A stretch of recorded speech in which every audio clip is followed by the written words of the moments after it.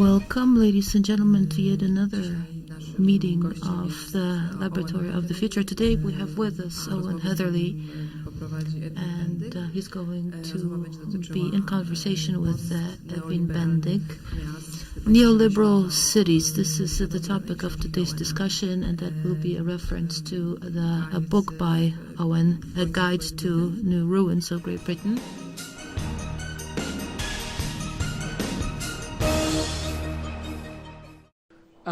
What I've got here for the next kind of half an hour, 40 minutes or thereabouts, or more, hopefully less, is not really any kind of futurology. I'm not particularly good at futurology or at predictions or images of what the future should be like. But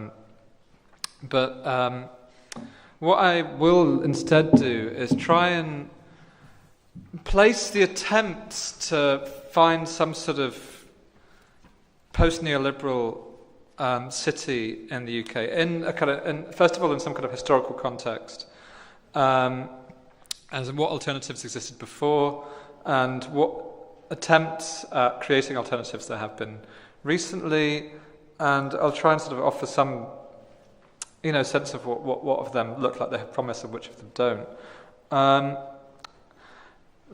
So it might be somewhat less optimistic than advertised, for which I apologise in advance if you're expecting a kind of here is what we should do. It's not going to be like that. Sorry. So it's mostly taken from work I've done around the UK on writing on architecture and urban space in this and another book. And so it focuses on very particular examples, of places visited, lived in, demonstrations gone to, etc., etc. I'm not an activist, so any sense that this might give of being in any way a participant observer in these is kind of false. At the back making up the numbers at best. So the reason for dealing with the UK in this, really, is that of European countries, the UK is really the first to kind of embrace neoliberalism, embrace privatisation, deregulation, the crushing of trade union power, the gradual crushing of the welfare state. This is something which, at least in the West, really starts in the UK in 1979. Now, in Latin America, it starts earlier. It starts in 1973 with the coup of General Pinochet. And in Latin America, there's probably much more advanced attempts to try and kind of go beyond neoliberalism in some way. And in the UK, there really aren't.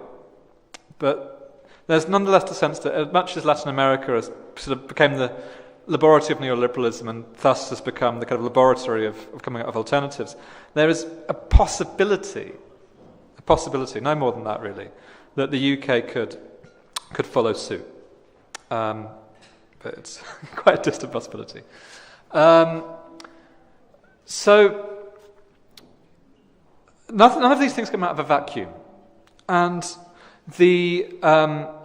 what protests there have been and what attempts at creating alternatives there have been in the UK tend to draw on one or the other of the kind of the live political traditions in the UK. Now, bearing in mind of this, that the sociologist Jeremy Gilbert once said that neoliberalism basically destroyed all the actually active and useful and strong political alternatives, leaving only the crap ones. You should bear in mind that really there is more or less two organised forces that in some way purport to oppose neoliberalism. The first is more or less the kind of the old social democracy of the trade unions, to a degree the Labour Party, although they're very implicated in neoliberalism in the UK. And that kind of old network of trade unions, local authorities, that sort of quite venerable tradition. And also of anarchism. Anarchism and also the kind of not massively different in its practical results, politics of autonomist Marxism, have both been in some ways more active in recent years than other political traditions. And both anarchism and social democracy have left marks in British cities. And those marks, are in some cases quite easy to see. And I think they provide, in some way, a kind of live tradition which can be drawn upon and rejected according to your preference, really. So my first image here is of really one of the greater achievements of social democracy in the UK. The council housing programmes after World War II were quite sweeping and were quite heavily criticised. So I'm focusing here on one of the areas that was much more impressive. This is one of the many council housing schemes of the London Borough of Camden, who embarked in the 1970s on a sort of huge project of low-rise, kind of architect-designed housing, usually built in very, very wealthy areas of London for rent by people on the council housing waiting list, for people on very, very low incomes, who were not able to afford living in private accommodation. Now, the Camden council housing, is almost a kind of inverse of the more familiar image of the kind of tower block and the slab block and the kind of derelict estate. And the Camden council housing was always very expensive, was always very well made, and has in most cases continued to be very successful.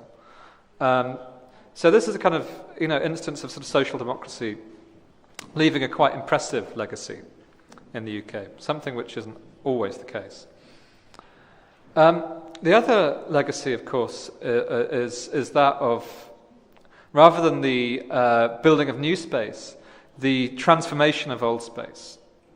And in that, anarchism has obviously been quite important, particularly through the squatting movement, which was particularly huge in the 70s and 80s, but which still sort of exists in some places, although less and less, and it's recently been criminalised. This is the kind of Hall of Fame outside the anarchist bookshop Freedom in East London. And among the kind of icons of anarchism that you can see here, two in particular were kind of important for radical urbanism in the UK. One of them being Prince Kropotkin, the Russian anarchist, and the other being Colin Ward, a town planner who was in many ways his kind of English disciple, who died about 2 years ago. And Colin Ward advocated, he didn't kind of advocate just reusing old space. He advocated people building new spaces, but building new spaces themselves. So he was a great advocate of new towns, but saw them as a kind of anti-state thing. He kind of believed in a kind of non-statist version of things like new towns. He would point to the fact that one of the new towns formed by the Labour government after the war, Basildon, started out as a squatters' camp. And after that came the government investment in the new housing and so on. The sort of thing that Colin Ward was enthusiastic for in the UK is places like this. This is a small housing scheme very near to where I live in southeast London, which was built with the system patented by the German radical architect Walter Siegel. And Siegel offered these kind of self-build systems to local authorities, who would then give them to council tenants and people in need of housing, who were willing to build their own houses. So this is a form of self-build, really. And one of the things you'll notice about it is that it's very, very low density. Most self-build stuff takes place at a very, very suburban scale. It's not very metropolitan, as a rule, self-build. It's a very kind of almost sort of nostalgic form, people building their own little cottages. Although this is obviously one of the better examples. Now, while the overwhelming trend in the UK since 1979 has been for the destruction of these alternatives through the privatisation of council housing and the criminalisation of squatting and a general kind of clampdown on resistance, these things do still exist. They still exist and they can still be visited. In many cases, they still serve their original functions. So just as this is a sort of preamble, that these things kind of exist as possibilities. Now, since the financial crisis began in 2008, there's been kind of several, sort of actions and events that have attempted to kind of capitalize on this and make sort of propose political alternatives to, the current model of austerity. The earliest of these was probably a thing called Climate Camp. And Climate Camp had actually been around for a while. Climate Camp basically involved people that would squat and occupy on or in front of things like power stations, coal-fired power stations and so on. So it was a kind of environmentalist group. In 2008, they fastened upon a particular area of London, and they squatted Blackheath, which is an area of former plague pits in southeast London, hence the name, which they kind of built a tent camp there as, in theory, as a kind of propaganda space, as a kind of place where they could, sort of discuss ideas and, propose alternatives and so on. And Climate Camp had always been about this kind of idea, I think comes via Gandhi, of being the change you want to see in your world. That awful, almost kind of greetings card cliche. But they took it very seriously, to their credit. The Climate Camp was completely zero carbon. It used electricity, but it had generators on site. It attempted to kind of every political decision made was done by consensus, etc., etc. And they also seemed to have huge quantities of hay bales, used as seats, used as gates, and so on and so forth, which produced this immediate image of rurality.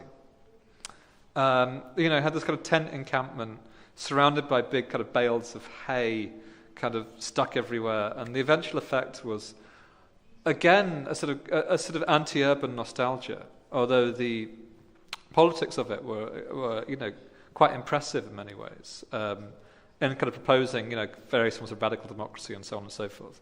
But the disconnect with the areas of London around was quite large. It's quite a short walk from the London borough of Lewisham, a quite poor working class area of London.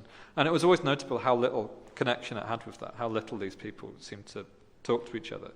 That kind of politics of, let's have, sort of 12-hour meetings and have hay bales. I don't want to, no, that's too snide. But there was a certain amount of disconnect, I think. Now, at this point, probably, this, in 2010, you start getting much larger and more organised forms of resistance. This photograph was taken during all my photographs, which is why they're terrible. These photographs are taken during one of the student occupations in 2010.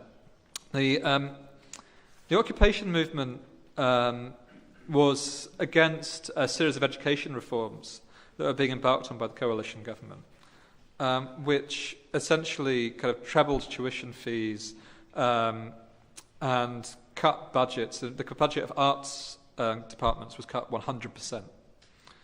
And the idea was that these things would just be now funded purely out of fees. There would be no government funding for arts at all.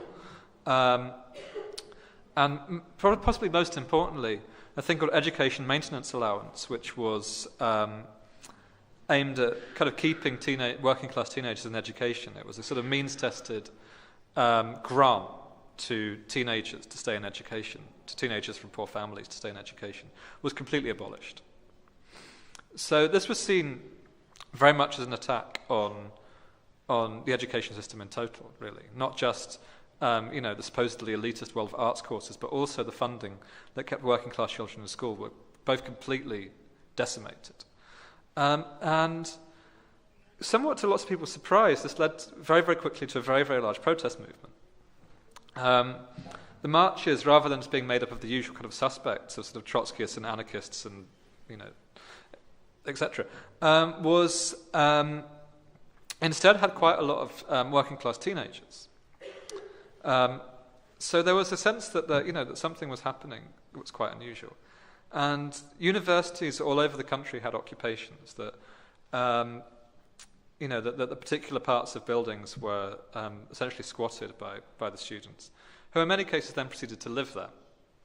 I remember giving a talk to the occupiers at University College, and they were just very, very intense. They had been sleeping, in this big room for about 2 months, and just had this kind of, all had sort of red eyes and this look of utter commitment, and it was all quite kind of, which was impressive. And one of them, when I was giving a talk there about student housing, and one of them said, quite rightly, well, you're talking about all these various bad things. Well, here we are, we're actually living it. We are living communally. Look at it, isn't it wonderful? And in many ways, I suppose, it was wonderful. The interesting thing, however, is that the occupation movement was always much, much weaker in poorer universities, in universities that were in poorer areas or that were less elite in their composition. The occupation movement in University College, the kind of most kind of elite institution in London, was huge. The occupation in the University of East London, which you can see here, which serves many of the poorer areas of London, and it's one of the more kind of, straightforward colleges in the UK, was tiny, had an absolutely minuscule occupation movement. It had one, however, which itself was interesting. But there was this kind of sense that the spaces being claimed are very, very symbolic. I remember looking at the graffiti at UCL, and there was this kind of sense of people sort of, trying to do 1968, writing quite similar slogans lots of the time. And so there was a strange disconnect again between kind of between radicalism and nostalgia, which I don't think any of the left, myself included, has managed to really escape from, although we're all nostalgic for different things. This is the largest of the last and largest of the various student demonstrations, which was just before the passing of the bill that abolished education maintenance allowance and trebled fees and so on, which ended eventually in a quasi riot, in the students and protesters being kind of kettled, as the phrase is, by the police, and as the police surrounded them for several hours, and window smashing and things got burned and people got beaten up by the police. And unfortunately after this kind of huge march ending quite violently and the bill being passed anyway in Parliament, the movement completely fizzled out. It almost disappeared overnight. They'd lost that issue, which for a time seemed winnable because it was so controversial at the time. But after that was lost, it just kind of disintegrated. With certain exceptions. Now, needless to say, the occupations universities showed a very, very heavy influence of things like climate camp. You would immediately recognise the jazz hands, as they're known, the kind of the hand signals that signify consensus that you may or may not have come across. There were certain signs that many of the people heavily involved were previously involved in these things.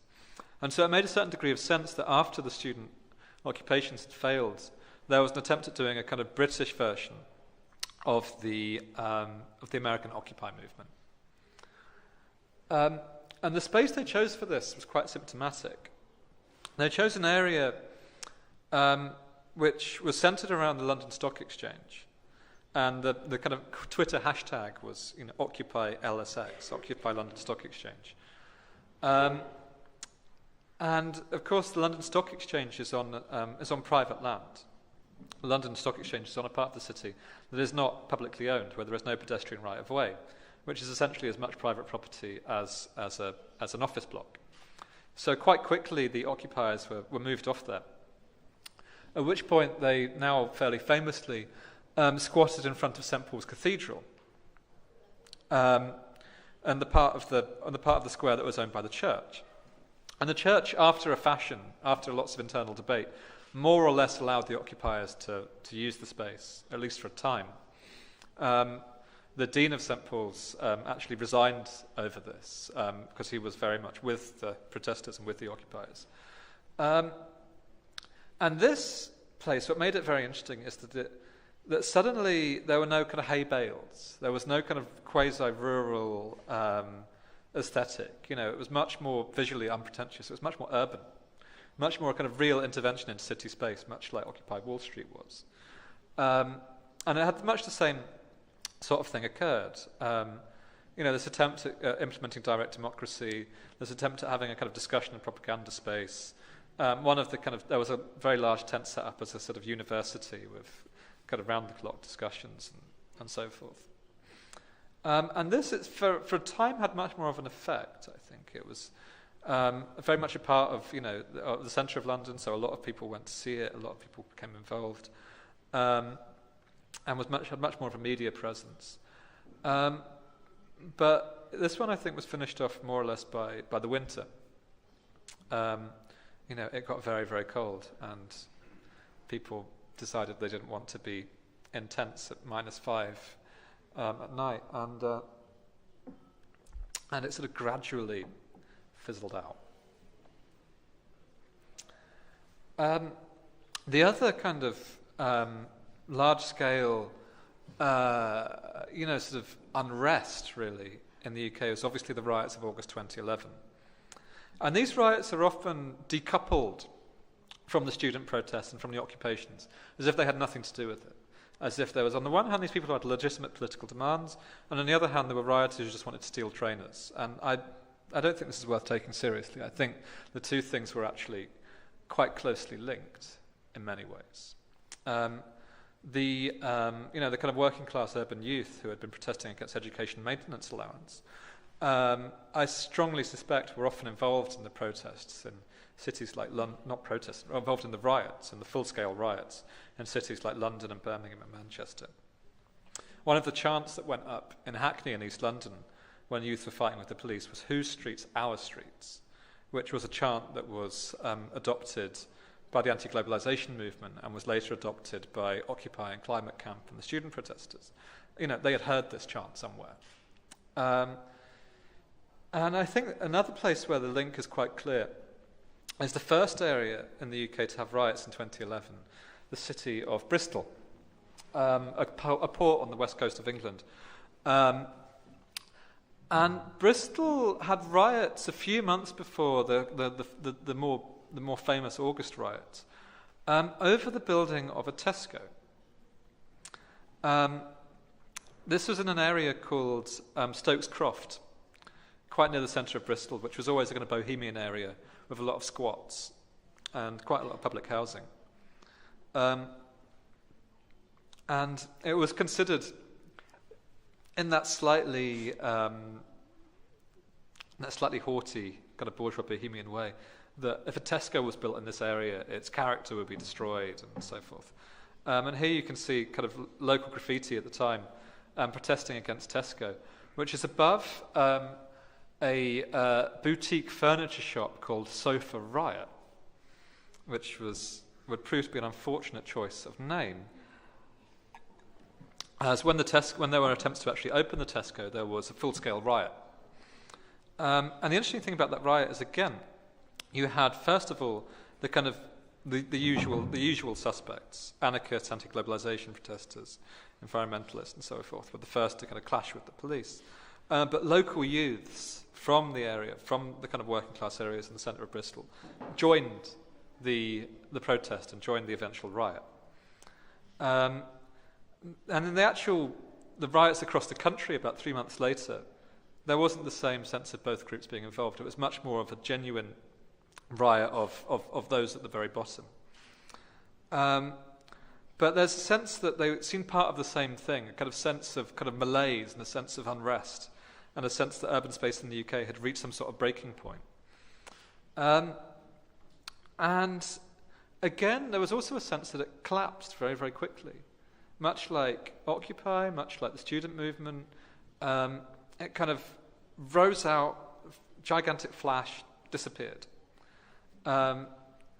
It's left no real permanent legacy other than a few burnt-out buildings and a lot of people with very, very heavy prison sentences. So there's this kind of enduring paradox of these things being unable to kind of put down roots. I forgot to show this picture. This was an obvious burnt-out building.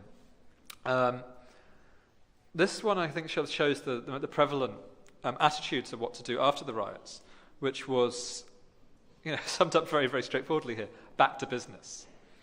This is a building that was burnt out in the riots in Woolwich in southeast London, and immediately it has this kind of sense of, that happened. Now go back to shopping. And a gigantic Tesco was built around the corner.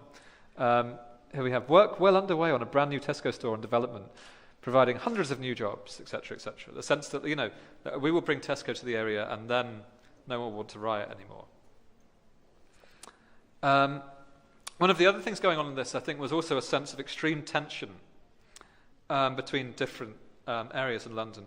I think it was often misread outside the UK as a race riot, which I don't think it was at all. That in many cities, such as Liverpool, the majority of the rioters were white. This was not a race riot. I think in many cases it was a class riot, and not a particularly clever or strategically smart class riot. But it often happened in places where there was extreme tension between middle-class incomers and people that had lived there for generations, people that had grown up there. This is a thing called Frank's Cafe, a sort of performance and art space on a car park in the inner city district of Peckham in South London.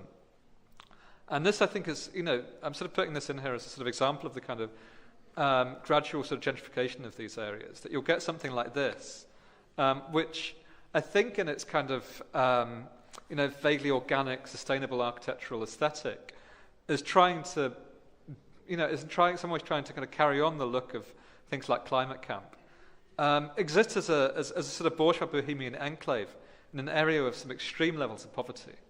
And the two just kind of exist in parallel, really.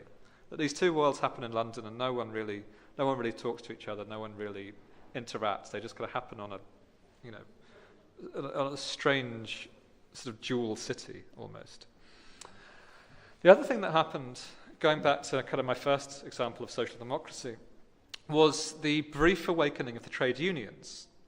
And the trade unions marched in their largest numbers really since the 1970s. There was a march of trade unionists called March for an Alternative, which had 500,000 trade unionists marching through the centre of London. And this was, in many ways, a huge kind of show of strength. And here, these are some placards from it, which I didn't actually go to this demonstration because I was in Poland. But this is like a little exhibition of placards that was then put in the Museum of London. So almost straight away, it was kind of turned into a museum piece. So again, there was this kind of huge show of strength, this huge show of public anger, taking in this case the more traditional form of the march from A to B, which again kind of completely fizzled out. There was a huge demonstration. There was a one-day strike, and then nothing. The whole thing just kind of fizzled out. No continuation, no strike wave, no sense of protest being kept up. It just sort of disappeared. So that's the kind of examples of the kind of the kind of protests that have happened, of the kind of attempts at changing things that have occurred. All of which I think have, in some way, tried to suggest some new kind of space. Obviously, Climate Camp tries to kind of become a sort of model of the future, as did Occupy, and as does the student occupation movement. The trade unionists, I think, were much more interested just in defeating something rather than being the alternative they wanted to see. But the other kind of alternatives and built space, I want to kind of outline at the end. These are not necessarily recent phenomena, but they're a kind of series of places that I think have made some attempt at creating non-neoliberal spaces, or rather two that have attempted to create non-neoliberal spaces. This is an area of Manchester called Hume, which was notorious in the 70s and 80s for being squatted. It was a large kind of modernist housing estate which was basically taken over by its residents and eventually demolished. But those residents who had been moved off the area, in many cases expressed a desire to stay and managed to eventually somehow convince the local authority to let them co-design what they were rehoused in. And this is what they co-designed with the architect. So this is a kind of a fairly mediocre Manchester architect being given a list of things that they need by a cooperative. And among the things they wanted was a quite enclosed social space. The area reproduces many of the things that the previous housing estate already had. It has public walkways as a means of circulation. It has what were called at the time by the likes of Alison and Peter Smithson, streets in the sky. It has a large public space in the centre. And it also has sort of live-work units, as they've usually called it. It has sort of studios and workshops as part of it. So it's not solely residential, but it's very kind of dense and mixed use. So this, in many ways, is one of the few kind of post-neoliberal spaces to have been built in the UK in the last 30 years. This was finished in about 2004. The problem with this is that this is a kind of urbanism that works only if you are exceptionally kind of well organised and articulate. The cooperative that kind of got this built was a group of very, very kind of active, very, very savvy people who were able to kind of actualise their demands, were able to kind of convince a council and a social housing association to do this with them. It also, like a lot of these things, can be quite elective. It's very, very low-cost housing, but it's not housing just for anybody. It's assumed that you will, as a member of the cooperative, involve yourself in certain of the cooperative tasks. They have an interview system for anyone that wants to move in, basically to make sure that they will be a good cooperator, which works in many ways against the way that public housing previously worked, and that it was kind of completely universal. Something like Homes for Change is not universal. This is an estate in Newcastle upon Tyne, in the northeast of England, that was one of the last big housing estates built before Margaret Thatcher came to power and before neoliberalism. And one of the interesting things about this is it sort of encapsulates the kind of possible directions that modernism and social democracy could have gone in before 1979 and didn't, because they were kind of stopped. This was signed by Ralph Erskine, the Swedish architect, profiled in one of those lovely little Arkady books by Tadeusz Borucki. Biker was initially a kind of quite traditional slum clearance program of the kind that was done quite often in social democracy, of an area of quite poor quality 19th century housing would be swept away and then towers would be built in their place. Here instead, there was a much more incremental change. A small area would be demolished, and then a new small area of housing would be designed. And the residents would be asked how it worked, what they liked about it, what they didn't like. The people in the local area would be constantly debating about it. The architects would be on site every day. They built their offices in that local area. And so there was this constant interaction, eventually for about 12 years, between residents and architects and planners. And this was the eventual form. It's quite a large estate, but this is kind of one part of it. And the eventual form, I think, was an example of what was possible of happening if the kind of the sort of socialistic state planning of the post-war years was combined with some sort of sense of local authority, of local democracy and participation. And I think it's a great model of what could have happened everywhere. Now, this place recently was declared a thing called a community land trust. The community land trusts are a thing brought in actually by the coalition government as part of what they call localism. And localism, am I running out of time? Okay. And localism was, in theory, means that there'll be a kind of abandonment of local authority control and central government control, and in many ways is a kind of almost a sort of right-wing version of things like Occupy, a sense of participation instead, that local areas will do things for themselves. The other thing, of course, is they will do things for themselves unpaid. and that's the snag here. But community land trusts were this idea that the areas would manage themselves, essentially, as cooperatives. The land in that particular area would be owned by them, by the people that actually lived there, and invested in this community land trust. It was an idea actually taken from the USA, where there's a few examples of it. Now, mostly this is the sort of thing that happens very much as middle class housing. That a group of people kind of band together, take over an area, take an area, buy it up, run it cooperatively, but they do so very much in the interest of a very, very small group. The interesting thing about this place is it almost shows those conservative politics being used against it. And that the possibility that you now have this kind of great modernist estate being run by its own residents, I think there's a great deal of potential within it. Largely, however, localism is used for places like this. This is one of the areas that has signed up to localism. It's Carshalton in southeast London, one of the most affluent areas of London. And these sorts of places are quite keen on the idea of kind of running local authorities as charities, more or less, as people kind of voluntarily doing work which previously was done by salaried employees. But in other areas, the kind of localism, the system of localism has been much more about councils not giving local authorities, not sort of giving local services over to local people to run, but rather giving them over to large private companies. There are now several huge companies in the UK that specialise in taking over local government functions and running them for profit, such as Serco, Capita, A4E, the French company Atos, which are, I'm told, about to start taking over the Polish benefit system. So we'll see quite similar things here. So this kind of purports to be kind of against the kind of trend of the destruction of the public sphere.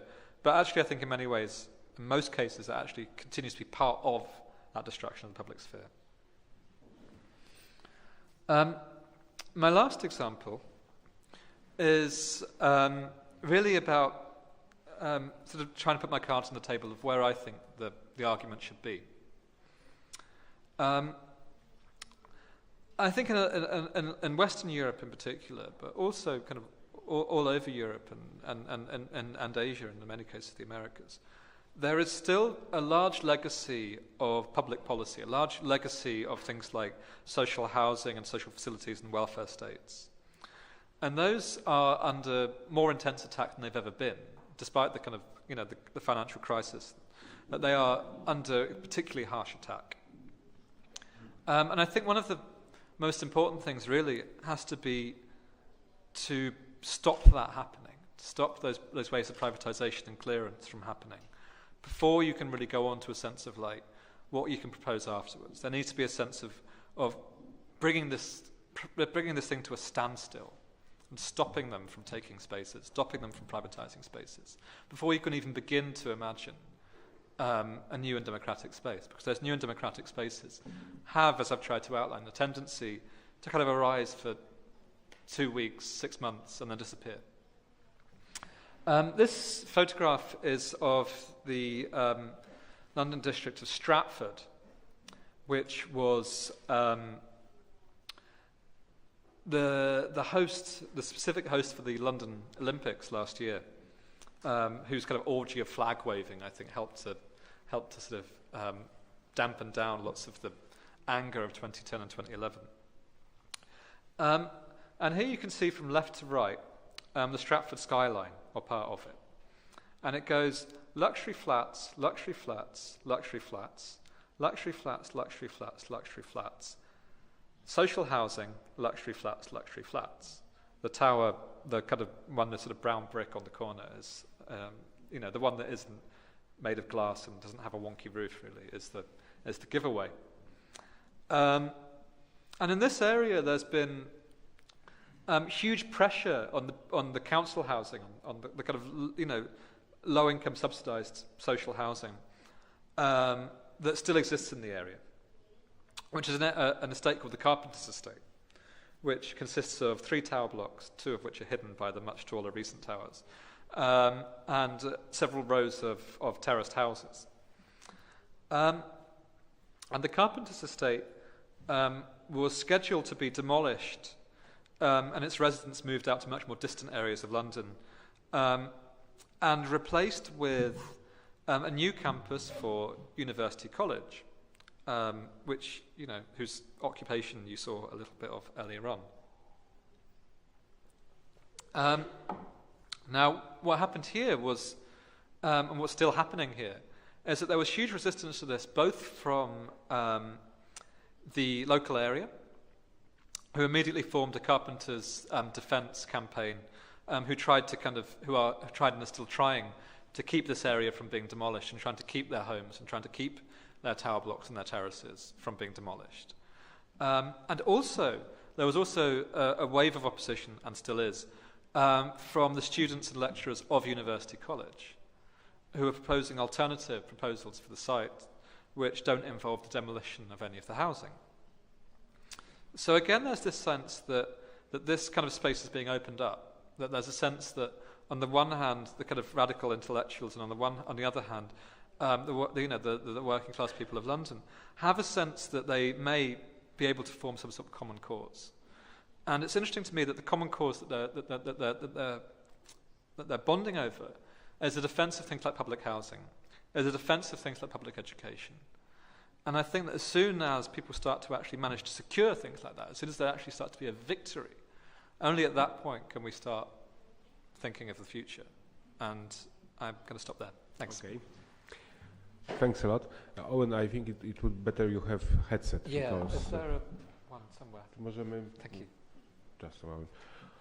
Okay, so I'm opening the floor for your questions. The way that you are describing and telling us the story, it seems that the changes in British cities are of a linear character, namely that simply epochs follow each other consecutively, one after the other. And is that true? I sometimes go to the UK, and the way I perceive it is that there are overlapping waves instead that sometimes coexist with each other. And I'm just interested whether in this epoch of neoliberalism, social programs or projects are so very invisible. Thank you. I think they generally have been linear, actually. The way that the politics has often worked in the UK is by forms of consensus. That after World War II, there was a kind of consensus on the welfare state, where you've got Conservative governments and Labour governments, give or take, basically doing the same thing, basically having a welfare state skewed in one direction or another. And since 1979, you had more or less the same thing of Labour governments or Conservative governments being committed to neoliberalism. So in many ways, it does work in these kind of consecutive waves of consensus. That doesn't mean that there weren't in some way social programs during that time, because there were. Mostly, I think they were a continuation of what was happening before. Things like, the kind of housing programs and the health programs set up after 1945 continued. People were still, going to NHS hospitals, were still living in council housing, although the quality of both was declining quite heavily. And under New Labour, there were certain things that changed. There were minimum wage was brought in. You had a certain amount of devolution. So in places like Scotland and Wales, there was a sense that more things were possible than were possible in England. But generally, the kind of destruction of social programs continued, I think. Benefits continued to be cut. The health service continues to be privatised. Public good continues to be privatised. And actually, things like housing were in bigger crisis under New Labour than they even were under the Conservatives. That New Labour built less social housing than the Conservatives had. So I do think it is consecutive, actually. I kind of wish it wasn't, but from my perspective, it is consecutive. Mm-hmm. Bardzo proszę. Pani tutaj. So the reason why we didn't strike again, for example, it was, in my view, that we were all completely afraid of losing jobs because of the crisis. So many things changed, you know. When I came to work at the museum, I was working at the Victoria and Albert Museum, the job was stable, you know, the permanent job, we can say. After 5 years, it all disappeared. So, you know, they started to employ people on the śmieciowe umowy, we say in Poland, you know, without any kind of permanency. So I think this is the, people are at the moment, in my perception, are absolutely afraid of their own well-being, you know, and security of their jobs, and it is why, you know, people cannot be, you know, to be anarchist, it's much more difficult. And another example of what New Labour did, from my observation, is, for example, adult community colleges. When I came to England in 1994, I started to participate in the sculpture classes, ceramics classes, English classes. This is the sets of school all over England for adults. So people who can, you know, we don't have anything like that in Poland, for example, except for the few centers of culture like Novolipie, for example, to do some live drawing or things like that. But in England, it was just amazing place for old people or people who are retired to go out from the house and to create the friendships with other people. Doing cookery class, doing, you know, the whatever, or arts classes, but I think I observed how my Mornington Center in New Cross, for example, the building was changed into you know, it was bought by developer and changed into sets of flats, and more schools were closed. And for example, my close friend, she was one of the principal of that college, Mornington Center College, and she resigned from her job because it was so difficult with the money and with the, you know, my sculpture class teacher, for example, she was afraid every class. She was stressed over her job in that class because it was always, you know, hung up on her that they will close that class because there is not enough funds, and, you know, so I think it just something what you had before, in my perception, we didn't have that. We didn't have this sense of, you know, the places for older people to go out from the house. I think it is disappearing in England, and it is absolutely, I think it is very wrong direction to go for this new government, I mean this coalition government, and who don't know. Or this another example is like this school, now it's only the, you know, higher education only for the rich kids, like before the war, you know, something. I quite agree, actually. I mean, I don't have anything to add on the schools because I agree with you on almost all of that. But the one thing on fear and strikes and fear, because I completely agree with that, and I think that is why people, you know, weren't willing to go on longer strikes, was because they were afraid. But I always think it's interesting that the most kind of successful union in the UK is probably the Rail Union, the Rail Maritime and Transport Workers Union, largely because they'll go on strike at the drop of a hat. You know, they are extremely willing to strike and have managed to have much higher paying conditions and pensions than most people in their position. For instance, bus drivers have much worse conditions than workers in the railway system. Largely because workers in the railway system are very, very willing to defend themselves, frequently in a quite dramatic fashion. And it's not made them particularly popular either. But I think that they were a great example, especially as this has been the case especially for the last 20 years, when everyone else was declining, their membership was rising. And I think that's probably because they proved to their members that, yes, we will go on strike, and yes, we will win these things. Because I don't think governments aren't used to it anymore. You know, that before, like under Thatcher, for instance, there was a sense of like, we will confront this thing and we will have practically a war against them. And people like, you know, the current coalition government, they've never had to face any real kind of huge organised opposition. And I suspect if they faced, you know, a much more militant unions, they would be in trouble because they're not used to it. They're not used to confronting anyone with power. So I think the fear is there, but I think the fear doesn't necessarily correspond with their strength. I think they're stronger than they think they are. I think, anyway. Mm-hmm. Okay. If you could just tell of this part of this movement that disappeared shortly after, like, let's say, losing those small battles, after those, occupying. I'm not saying I don't know why it happened, but I'm wondering, like, what makes those people like going home, like that they stop so easily. That it means like losing a battle looks like they're losing the war. Yeah.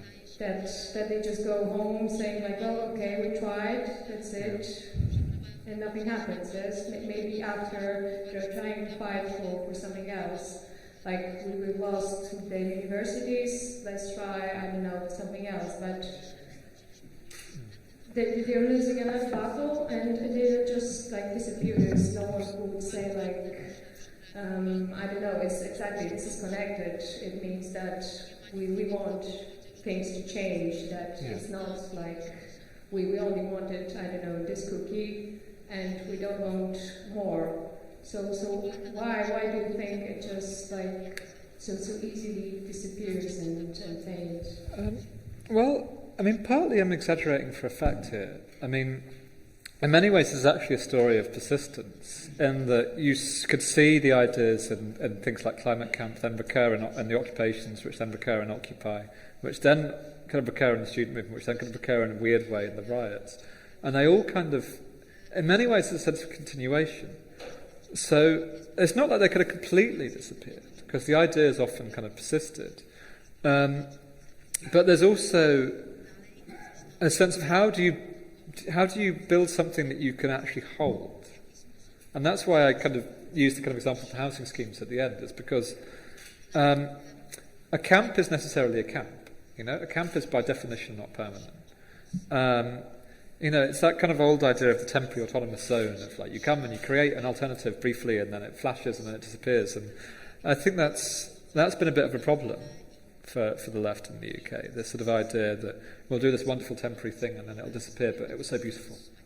And I think that's a shame. And that's why I think housing is so important, is because in housing, whether it's a squat or a public housing scheme or a cooperative or whatever, is somewhere where you can hold that stuff and where it can be kept there and where those kind of local politics can be incarnated in a permanent space. And that permanent space will involve things that the current kind of far left are quite uncomfortable with. You know, you can't really have direct democracy and build a housing scheme at once. You know, it's not really, it's quite difficult. But I think that's where, I don't know, if I'm predicting where things could happen, it's in that sense of being able to take a space and keep it permanently. And I think it's that. It's a temporariness that's foisted upon them partly, and partly it's a temporariness that they choose. But it's that sense of these things will be necessary temporarily that I think is a problem. I think I'm not sure if that really answers the question. Wait a minute.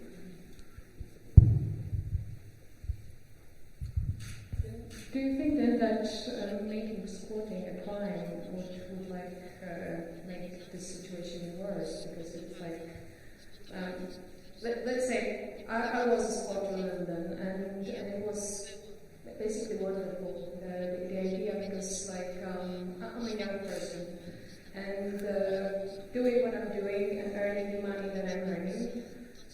Like paying the rent it's basically the biggest amount of money that I lose a month, because it's basically losing it. Because I don't think that this my small room more so is worth that much. So, and I'm lucky because I have work benefits and so on, but most of my friends, they're not. And let's say, I don't know, one of them broke their leg or something, and they cannot work for 1 or 2 months. They're out because they cannot pay their rent, their debts, and they're gone. And the possibility of squatting gives them this possibility of breathing, that even if they are not able to work for 1 or 2 months, it doesn't mean that they're gone. And this idea of making something permanent, I understand that. So do you think that making the squatting a crime in the UK will make the situation worse? Does it, changes the possibilities? Yeah.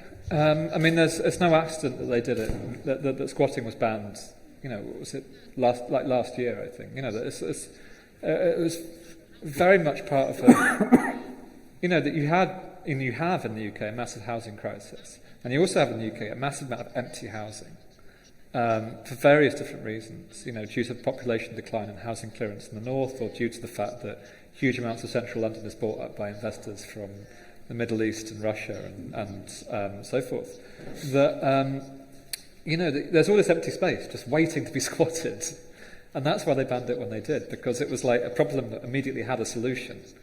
And I think it was to force people not to be able to take that solution. I think that the criminalisation of squatting could be, it's quite a disastrous thing. And I think now you'd necessarily, that there are people trying to take direct action with this and trying to kind of, take those places illegally. But the fact that there's now basically a legal sanction to evict these people is a major problem. So while on some level that rules out squatting as a political tactic to some degree, there's also I don't know, the law's not really been properly tested yet. I'd be interested to see how it fares in the next few years, because they've only just started to try and criminalise and prosecute people. And I think we. Sorry? Yeah. Yeah, exactly. So the problem is huge, but I think there's I don't know whether people will respond to this by squatting illegally or not. I don't know. But you're saying that it's a part of strategy. What kind of strategy? It's like I understand that maybe it's like a nice way out. Yes, just saying squatting is a crime, because mostly what you can read, I don't know, in those like newspapers, especially with like freebies that you get in the tube station, it's like, oh, you have those 2 young people who squatted for a week, I don't know, places, Lonsford or something, which is basically showing it like a stupid prank of a couple of youngsters, yes, that it's nothing deeper into it. And I understand that maybe this is like showing to people who are owners, yes, who own like, I don't know, 5 houses in London, that like, oh, we stopped it, don't worry, now you can sleep.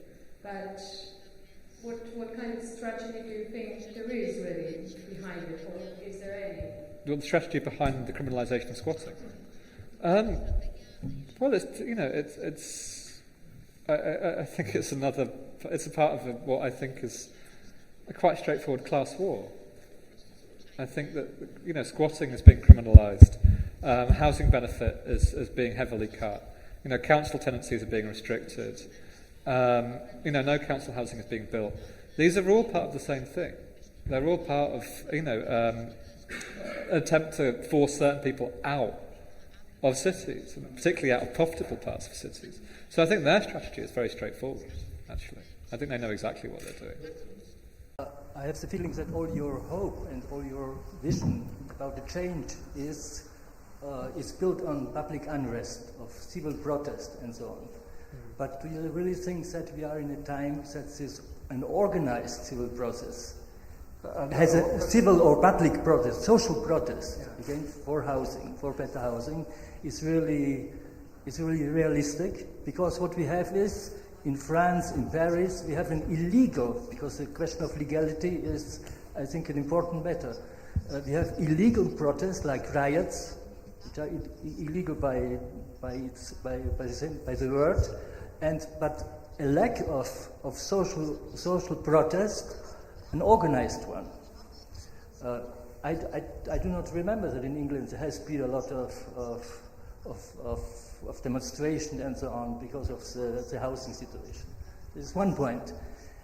The next is that I think half of the population, I know a little bit the situation in Berlin, 50%, more than 50% of the population is living from public transfer, from public money. Yeah.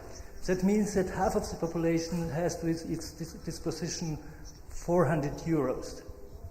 I can think that in England, in London, perhaps it's not very much more. So to think about housing, about building houses and so on, is really an utopia, which is not realistic. So is there, well, I was coming here because I thought that you have to hear something which gives you hope. Can I ask you a question? Would you regard Vienna, Hong Kong, or Singapore as utopian? Yeah. Vienna in the 20s, but Vienna today is quite different. The reason why I asked this question is that all three of those places, all of which I think are not particularly radical countries, have a majority of people living in publicly funded, subsidised, low-cost housing. In Singapore, it's something like 80%, Vienna about 70%, Hong Kong about 80%. And they are all, on strictly capitalist terms, they're all very much economic success stories. They don't seem to have been, they haven't become like the Soviet Union under Brezhnev simply because they provide people with public housing. So I don't see why not at all. And in terms of the realism question, is public protest realistic? Is that the question? I'm not really sure. The first point. It's not going on. It's not going on. It's really not going on. Moreover, we have a decline in such things, and we have a controversy inside the society with the gentrification that richer people, middle class people, are pushing away this 50% of lower income people. And these lower income people have no chance. I have a suggestion. Just ask questions because somebody else is waiting for this possibility. Okay, and we can continue afterward in the lobby. Okay. So, but if you would like to add some answer to this. No, I'm just not really. I mean, there have been more protests in the UK in the last few years than there have been for since the late 1980s. They've not been particularly large by some standards, but 500,000 people on the streets of London is big. I mean, that was bigger than anything since the mid-1970s. So, again, I thought, why not? I don't really follow. Okay. The whole lecture was extremely interesting, but you're the author of a book that, as I understand, speaks about the new beginning of a city, about what a city will look like after neoliberalism. And therefore, I would like to hear a response from you to a question which I find fundamental. Is this new beginning possible without a revolution, whatever revolution might mean? On these slides, we saw the crowds on the streets of London.